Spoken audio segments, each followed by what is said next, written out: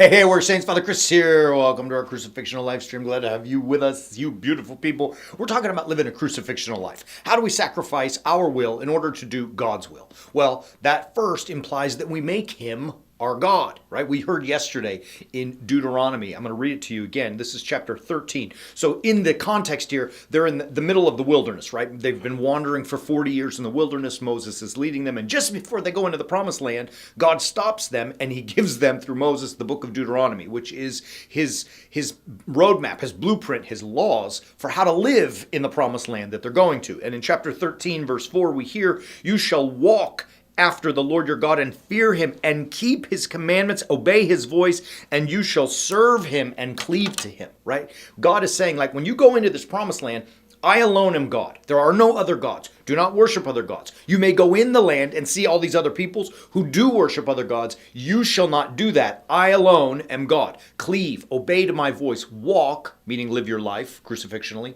according to my commandments. So for us as warrior saints, we are trying to do the same thing. I mean, that's what we are called to do, and that's really what we want to do. That's why you all come, thank you, every day and watch all of our stuff, because you have that hunger to live according to the commandments of God and not worship other gods. And yet, as we are exploring this week, you do worship other gods. You do it all the time. Yesterday we talked about the belly. Today I want to explore these bad boys, right? We all have them, and they're incredible tools. They can offer us, productivity, the ability to connectivity. They can offer us a lot of really time-saving and efficiency capabilities. However, they also become the God, just the next God, if you will, in the list that we worship. And you say, I don't worship my phone. Oh, really? Is it in your hand right now? What about in your pocket? Sitting on your desk, right in front of you. It's in your back pocket. It's in your purse. It's in your satchel, right? When do you go anywhere without it? Let me ask you a question. You don't have to answer it. You can type it in and give me a comment if you want. But when you go to the bathroom, do you take it with you?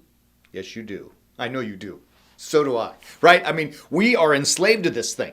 We're constantly looking at it. We're constantly chiming in all these notifications that pop up, or responding to them, looking at them, checking them, whether it's social media, whether it's email or text messages or phone calls, right? All of those things that just constantly drive us to keep the bad boy always in our hand. We're constantly looking to upgrade them. We're constantly looking, when is my payment plan done so I can get a new one? I mean, it can be a beautiful productivity device. It can also become a deity that we bow down because we constantly serve it all the time. We're looking at it, and it's like, here's the problem with it. The guys and gals who make these things are clearly very clever and very smart. They have now trained us, habituated us, so that it actually produces dopamine, a little squirt of dopamine in your brain when the chimes go off and the notifications pop, because you got to look, right? I mean, that's their plan. They do that so that you keep looking at it, so that you keep watching all their advertisements, and they keep getting paid. I mean, that's really the short and long of it.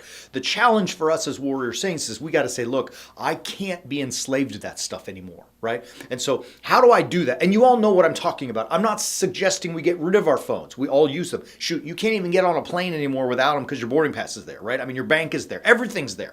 And like I say, it can be good. But we've got to learn to master it so that we can be slaves to God, rather than letting it master us so we become slaves to the phone. That's the challenge, and that's what we're looking to help you do. Now look, in doing this, sometimes we all kind of probably know how to do it, and yet we don't, and we can't, because we've become enslaved. So how do we get through that stuff? So I'm going to give you an answer, and I'm not going to give you the full answer, but I'm going to tease it enough because I want you to change your life. I want you to stop feeling worthless because of the slavery to the phones, or to feel, insignificant, or to feel helpless. Right? And very often we do that. We have put together, Greg and I and the Warrior Saints team have put together a battle plan. And what that means is once we learn the Word of God and understand the Word of God, His commandments, and to the things that He's asking us to obey, we need some kind of a plan or a map that we can implement in our life so that we can actually follow those commandments, so that we can actually do that.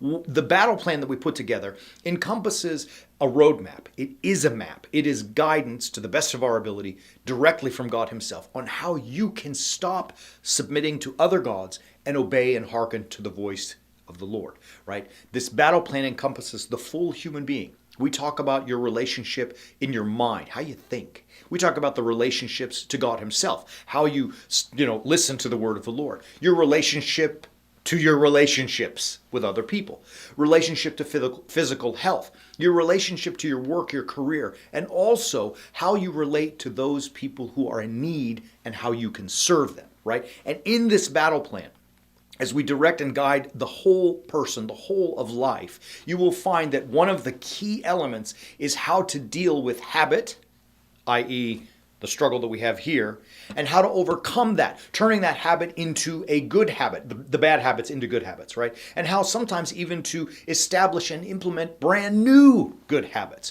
of which we use the phone in a very orderly and I want to say deliberate manner, right? So that, in other words, we use the phone when it's time to use the phone, rather than just endless scrolling, endless Netflix binging, and endless social media consumption, right? So if you're interested in that, you really say, look, I get it, Father Chris. I want to get over it. I don't want to throw my phone away, but I want to own my phone rather than my phone owning me, so that I can allow myself to be a child of God, a slave of God. How do I do it? Pretty simple, baby. You got to do it. We're going to help you. It works. Look, let me tell you, it works. I have begun to master my phone. I'm not there yet 100%, but boy, I am better today than I was last week and the week before and the year before that. So if you're ready to join us and find that freedom that you know you so desperately need, get the battle plan. It's going to guide you. It's going to help you. It's great stuff. I mean, forgive me to brag, but it works. Love you. We're going to be back tomorrow. More deities to explore. Until then, as always, keep walking on the way of the warrior saint.